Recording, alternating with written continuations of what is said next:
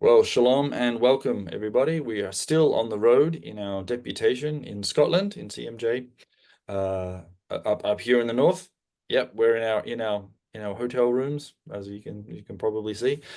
Tonight is the eve, the erev of the festival of Sukkot. So tonight starts the Feast of Tabernacles, and then for the next 7 days, Jewish people, particularly in Israel and warmer climates, will be hopping into little booths with their families and celebrating and trying to be joyful because this is the festival where God actually superimposes his emotion on top of you. Normally, he allows us to operate in our own emotions, and he joins us in our own emotions. So when we're sad, he's sad. When we're happy, he's happy. But at this festival, he actually says, no, everyone has to be joyful. And that can be quite difficult, particularly if you're not in the mood to be joyful. And for a lot of Israelis, this is going to be a difficult time to do that because there's still a lot of uncertainty, anxiety, stress, war weariness, and the future still looks bleak, and there's a lot of danger ahead. At the same time, they are proud of their boys and girls. Their children have done exceptionally well. Thank you very much. And the society has still been quite resilient in the face of such opposition, and not just from Hamas and Hezbollah, but from the entire world, really, where a victim is now being portrayed as the villain. So the festival is about joy and about it's linked, as we discussed yesterday. The Feast of Sukkot is linked to the Exodus from Egypt. The entire narrative of the cycle of festivals is all about redemption. You are redeemed from Egypt. In Purim, you are saved from Haman. In Yom Kippur and Rosh Hashanah, you are saved from your sins. You are confessing and repenting and entering the books of life. And here you sit in tabernacles because you remind yourself of the wanderings of the wilderness when you came out of Egypt. And so there is this sense that this is also part of the narrative, and it's also very of narrative of redemption, and there's a sense of joy. And so the book that you read is Ecclesiastes, which doesn't seem to have any joy in it whatsoever. But let's have a deep, closer look at its text. We looked at chapter 1 yesterday. Today we're looking at chapter 3. So if you've got your Bibles, Ecclesiastes chapter 3, let's remember in Hebrew, it's called Kohelet. They get that from the opening sentence, Divrei Kohelet. These are the words of the Kohelet. The word Kohelet only appears in this book. It doesn't appear in other books of the Bible, and so its meaning can sometimes be obscured, particularly when it's in the feminine form. Okay, so you often will go, oh, the teacher of righteousness, the teacher and preacher is obviously Jesus, Solomon. So why do you call him a woman there? But in Hebrew, half of Hebrew is feminine. Okay, the Shekinah is a feminine word. Okay, so that we shouldn't be surprised that some things in the Bible will be feminine, but they're actually being used to relate to a masculine person. So the Kohelet looks like that as a feminine form being applied to a male person. It looks like it's a job title. So most of our translations will say, this is the teacher, this is the preacher, this is the leader of our assembly. He gathers the people and he says what I think is, something brilliant. Not because it makes a good song for the birds, but there is a time for everything and a season for every activity under the heavens. And time, as you know, we've said it before, is incredibly important to God. God is the one that makes time. And in creation, he's the one that starts the cycle and rhythm of time. And as you notice in the order of creation, the sun and the moon are not created until day 4. Yet prior to day 4, you have 3 days of time. How did that happen? God himself made the time. He was the one that moved light and allowed darkness to be there. He's the one that wrapped that morning and evening 24-hour oscillation together, which is very interesting because it wasn't done by the cycles of the universe. It was done by the very God himself. He makes time, and he's the one that first calls time holy. So now all of a sudden we're hearing from our very smart man, the teacher, there's actually a time for everything. Time to be born, time to die. Time to plant, time to uproot. Time to kill, time to heal. Some of it, we don't always like to hear the other side of the sentence, like a time to kill, time to heal. There's a time to tear down, a time to build, time to weep, a time to laugh, time to mourn, time to dance, a time to scatter stones and a time to gather them, a time to embrace and a time to refrain from embracing, a time to search and a time to give up, time to keep and a time to throw away, a time to tear and a time to mend, time to be silent, time to speak, time to love, a time to hate. And here's the last one, a time for war and a time for peace. And in this modern society that we live in, we have a tendency to only like to hear one part of that sentences and sort of ignore the other. But what the smart man, the teacher of, is doing is he's acknowledging what actually we see in the world is that there are times where God rains judgment and there are times where God brings mercy. We sometimes like to think that God only does mercy. In fact, that can lead some Christians, some Christian denominations, some Christian theologies into what's called universalism. Everyone actually gets saved. You go, oh my gosh, how did you come up with that conclusion? When a very smart man had a look at the world and said, actually, that doesn't happen in real life. And so what we're looking at is actually reality, is that yes, from the day we were born, you and I are on a trajectory for death. Oh, how morbid and confusing is that?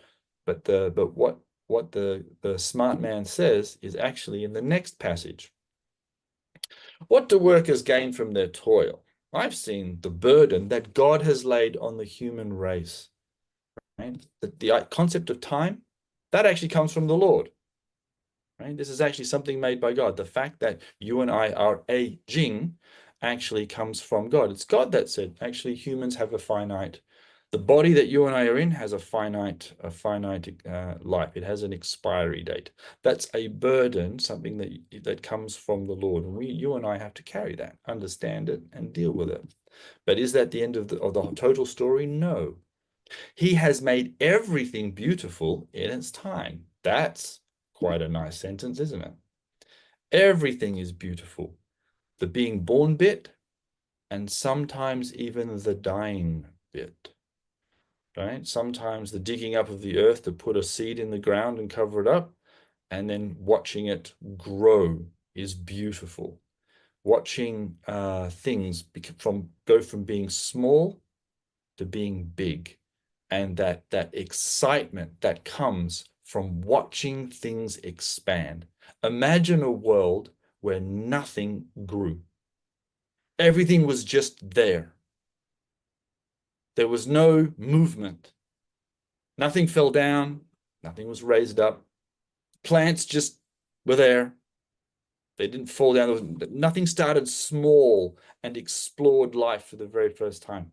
It was just there. It would be an uninteresting place. And God has looked at his universe and said, no, the universe is full of life and it grows and there's an enjoyment in that. And it's beautiful, says the teacher. He's made everything beautiful in its time. That's actually a really nice part of this text. He has also set eternity in the heart, yet no one can fathom what God has done from the beginning.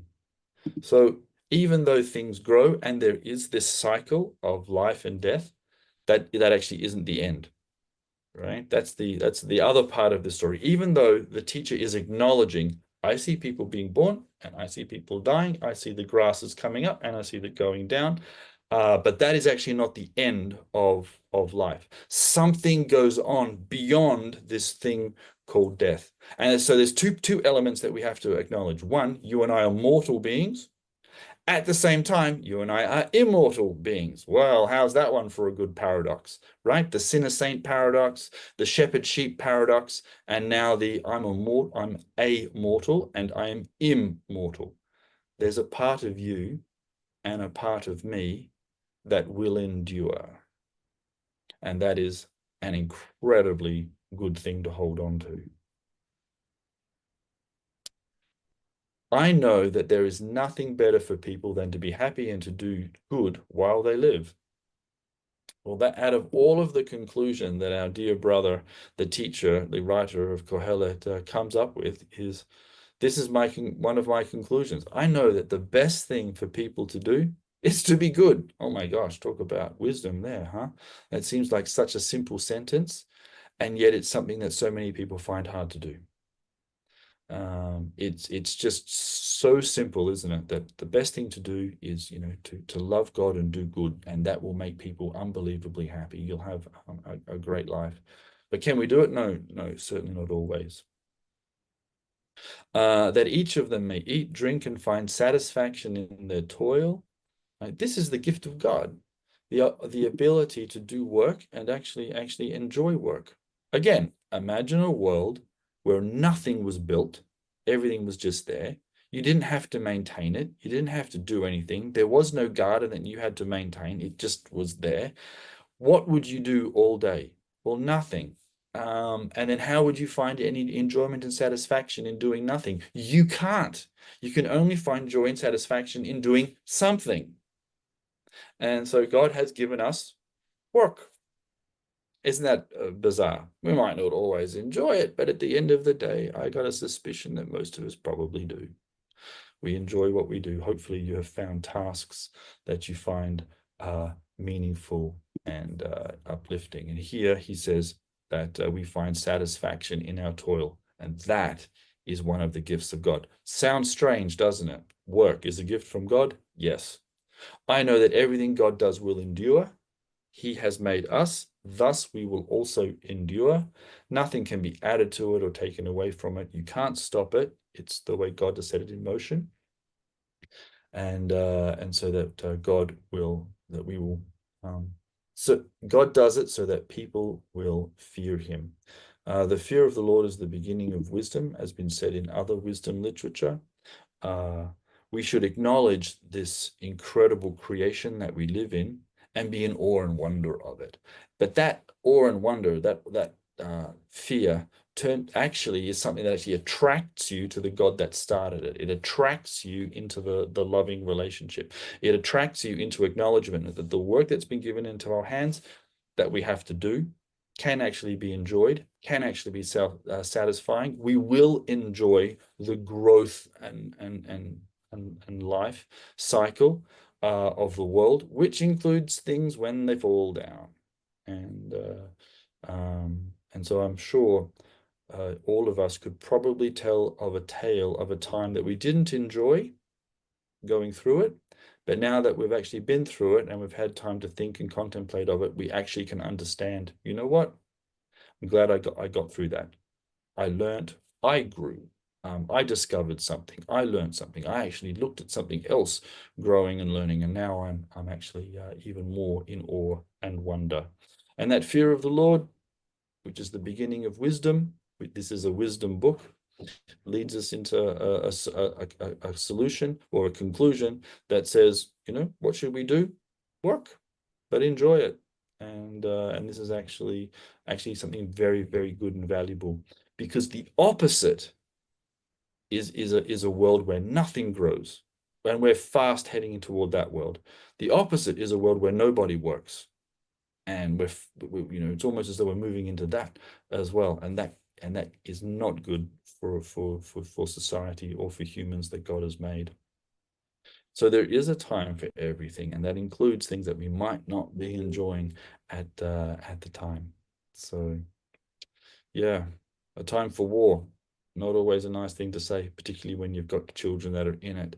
But you do pray that in Psalm 144, it is the Lord who prepares Micah's hands for battle. And he doesn't go into those situations alone. He goes into them with the angels of the living God.